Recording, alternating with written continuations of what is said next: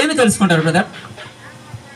ఏమేమి తెలుసుకుంటారని ఇక్కడ వివాహం కావాల్సిన వాళ్ళందరూ వినండి. ఏం తెలుసుకుంటారంటే, ఒక తండ్రి బాగానండి, ఒక తండ్రి చిన్న వయసులో పెరిగి పెద్దవాడై వివాహం చేసుకున్న తర్వాత తనకు గర్భంలో నుంచి వచ్చినటువంటి ఒక పిండము ఆమె ఆడపిల్ల అనగానే వెంటనే అది 5వ నెల గాని 7వ నెల గాని 9వ నెల గాని ఆ రోజు నుంచి తల్లి గాని తండ్రి గాని ఏమని ఆలోచిస్తారంటే, నాకు పుట్టబోతున్న బిడ్డ ఆడపిల్ల కాబట్టి ఈ బిడ్డ జీవితంలో కంటిలో నుంచి నీరు రాకుండా కాపాడుకునేటట్టు ఈ బిడ్డగా నేను చూసుకోవాలని చిన్నప్పటి నుంచి గోరు ముద్దలు పెడుతూ, చిన్నప్పటి నుంచి అల్లరి ముద్దుగా పెంచుతూ, చిన్నప్పటి నుంచి అడిగినవన్నీ ఇస్తూ, ఏది కావాలంటే అది ఇస్తూ, ఎంతో చక్కగా చూసుకుంటూ, గుండెల మీద నడిపించుకుంటూ, నువ్వే నా ప్రాణం, నువ్వే నా స్వాస్థ్యం, మా అమ్మే నాకు పుట్టిందని చెప్పుకొని ఆ 20వ సంవత్సరమో 18వ సంవత్సరం వచ్చినప్పుడు నా కుమార్తెని ఎవరికి ఇవ్వాలని ఎదురు చూస్తూ ఉంటారు.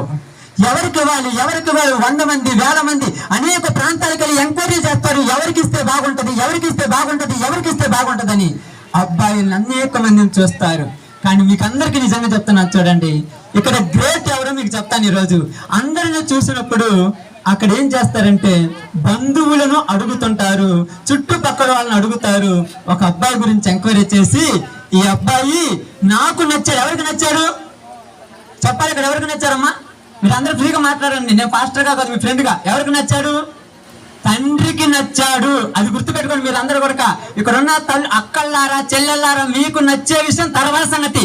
ముందుకు తండ్రికి నచ్చాడు, తర్వాత తల్లికి నచ్చాడు, తర్వాత బాబాయ్కి నచ్చాడు, తర్వాత జయజమ్మకి నచ్చిండు. వీళ్ళందరికి నచ్చిన తర్వాత ఒక ఫోటో తీసుకొచ్చి నీకు నచ్చిందామంటే ఏం చెప్పాలి అర్థం కాక, మా నాన్న చిన్న వయసు నుంచి నాకు ఎప్పుడు కళ్ళల్లో నీళ్లు రాకుండా ఏది అడిగితే అది కావాలని తీసి ఇచ్చాడు, ఏది కావాలంటే అది ఇచ్చాడు.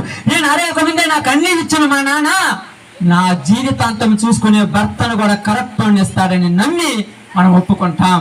ఆమేన్. వరకు ఒప్పుకున్నారు అనుకున్నావా? వీళ్ళేమో చెప్పి చూసి కాదు, నమ్మి ఎవరు నమ్మారు? తన తల్లిని తన తండ్రిని నమ్మారు.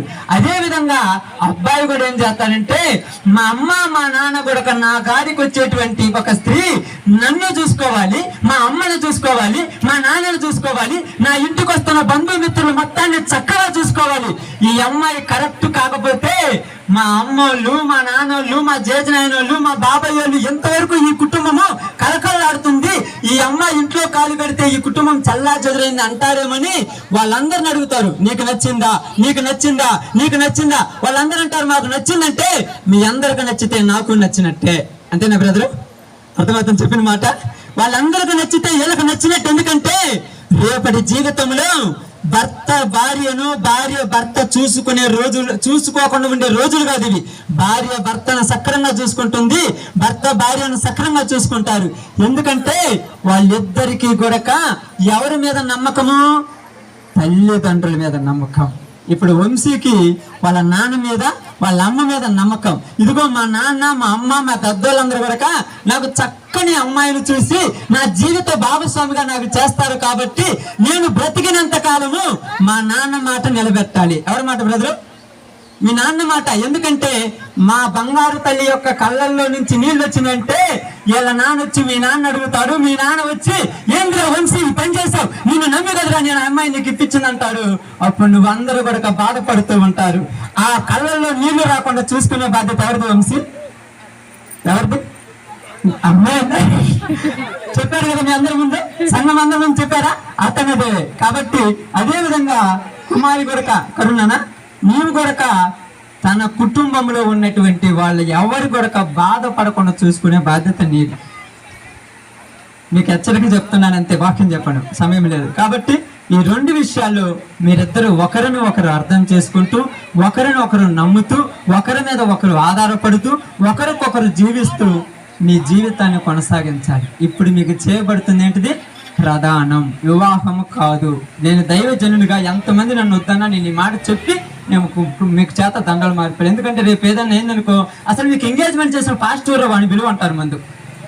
కరెక్టే. కాబట్టి ప్రధానం అంటే నీకు అమ్మాయికి మధ్య హక్కులు ఉంటాయి కానీ ఎక్కువ చేసుకునేటువంటి స్వతంత్రం మీకు లేదు. కేవలం వివాహమైన తర్వాతే ఏదైనా కూడా మీరిద్దరు భార్య భర్తలు అవుతారు. ఈ బిడ్డ ఇప్పుడు కన్యక, నువ్వు కూడా ఏ విషయంలో కూడా అలాగనే ఉండాలి. కాబట్టి మాట్లాడుకోవచ్చు, ఏదైనా ఫోన్లు చేసుకోవచ్చు, ఏదైనా ఉండొచ్చు, కానీ ఎక్కువ ఏమి చేసుకున్నా కూడా ఈ అమ్మాయికి బాధే, నీకు బాధ. కాబట్టి మీ అందరికీ ఈ దినమంది చెప్పింది ఏంటంటే, ఇప్పుడు దాకా 2 మాటలు, మీ తల్లిదండ్రుల మాట నువ్వు గౌరవించావు, మీ తల్లిదండ్రుల మాట నువ్వు గౌరవించావు. వాళ్ళిద్దరి మీద నమ్మకంతో ఈ కార్యక్రమం జరుగుతున్నారు కనుక ఇది మొదలుకొని మీ జీవితాంతం కూడా ఇలాంటి సంతోషంతోనే ఉండాలని ప్రభువు పేట మిమ్మల్ని హెచ్చరిస్తూ ఉన్నాను. ఆమేన్. ఓకే.